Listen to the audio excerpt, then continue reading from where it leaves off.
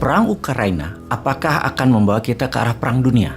Mari kita bahas kemungkinan atau tidaknya. Ketika kemarin Rusia menyerang pangkalan militer di kota Lviv yang membuat ratusan orang cedera dan membunuh 35 orang, maka hal ini patut menjadi hal yang kita waspadai. Kita bahas sebentar strategi perang Putin yang menarget 4 hari tentara sampai Kiev dan menaklukkan pusat pemerintahan dengan serangan kilat yang tidak berhasil. Maka Rusia merubah perangnya dengan membombardir semua kota ke arah Kiev dan menjadikan perang kota terbuka di semua wilayah. Tadinya hanya serangan kilat satu arah. Ketika rencana pertama gagal, maka perang terbuka adalah semua wilayah diserang, diperangi. Sampailah roket meluncur ke kota Lviv yang jauh di barat dekat perbatasan Polandia. Rusia menuduh Barat dan NATO menggunakan Lviv sebagai kota pemasok senjata di Ukraina. Masuknya mercenaries, masuknya tentara bayaran, suplai logistik semua itu melalui Lviv. Bagi Amerika yang ketika itu Biden lagi kampanye harus segera balik ke Gedung Putih dan Gedung Putih menyatakan serangan terhadap anggota NATO,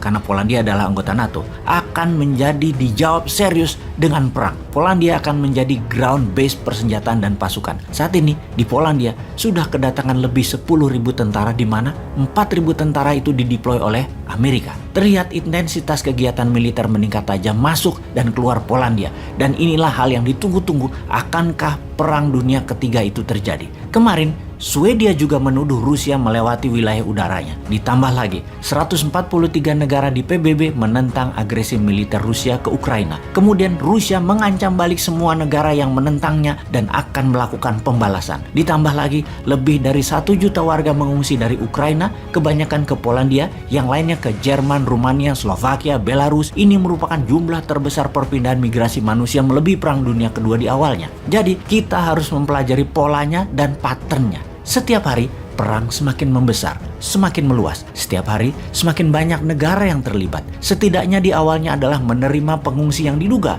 akan mencapai 3 juta manusia mengungsi dalam 3 minggu ke depan. Ini akan membuat negara-negara penerima pengungsi menjadi bermasalah di dalam negerinya. Dengan adanya ini semua, bisakah ini menjadi pemikiran kita akan terjadi Perang Dunia Ketiga? Di Afrika, banyak negara yang mengharap Perang Dunia Ketiga terjadi di Eropa karena akan membuat mereka, negara-negara Afrika, akan terbebas dari belenggu jajahan ekonomi Tiongkok dan Eropa yang akan membuat negara Afrika menjadi negara maju dalam waktu yang cepat. Sekali lagi, Afrika sangat memerlukan Perang Dunia Ketiga ini terjadi. Pakar geopolitik dunia bahkan sudah mengatakan kita saat ini sudah memasuki Perang Dunia Ketiga. Bahkan dalam pidato kenegaraannya 2 minggu yang lalu, Ratu Elizabeth sudah menyatakan kita ini Inggris tentunya, harus bersiap masuk dalam Perang Dunia Ketiga, di mana Ratu Elizabeth mengatakan ketika ayahnya di tahun 1938 menyatakan Inggris dalam keadaan berbahaya dan masuk ke dalam Perang Dunia Kedua, tidak pernah saya bayangkan di zaman modern ini. Saya harus juga mengatakan hal yang sama sekali lagi untuk Inggris.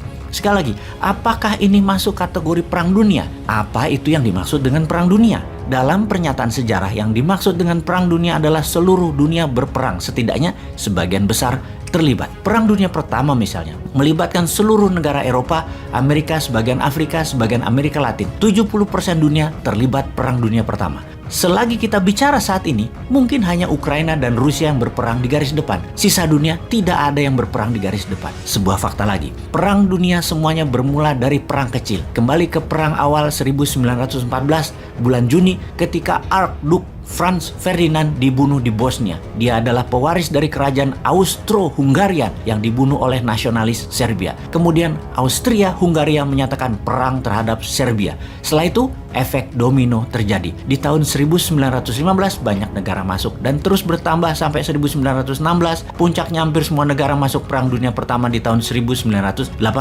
Amerika, Brazil misalnya, yang jauh di seberang lautan pun terlibat. Ini semua diawali dengan 2 negara perang dan 1 pembunuhan. Perang Dunia Kedua sekarang diawali Jerman menginvasi Polandia di 1 September 1939. 2 hari kemudian Inggris dan Prancis menyatakan perang terhadap Jerman. Efek domino terjadi dan seluruh dunia berperang. Setidaknya ada 50 juta manusia langsung atau tidak langsung meninggal akibat Perang Dunia Kedua. Sekali lagi, hal ini terjadi karena 1 negara menginvasi negara lain di awalnya. Jadi perang dunia di awalnya tidak selalu masif, kecil, yang akhirnya menarik banyak negara terlibat. Perang Dunia Pertama diawali dari 2 negara menjadi USSR, Inggris, Prancis melawan Austria, Hongaria, Jerman, dan Italia. Perang Dunia Kedua aliansinya adalah Jerman, Italia, Jepang melawan Inggris, Prancis, USSR, Amerika. Sekarang yang kita lihat adalah dua negara berperang, Ukraina melawan Rusia. Kita melihat peta dunia dalam resolusi perang Ukraina, 141 negara menentang Rusia, 5 mendukung, 35 abstain. Inilah peta aliansi versus Axis power Rusia.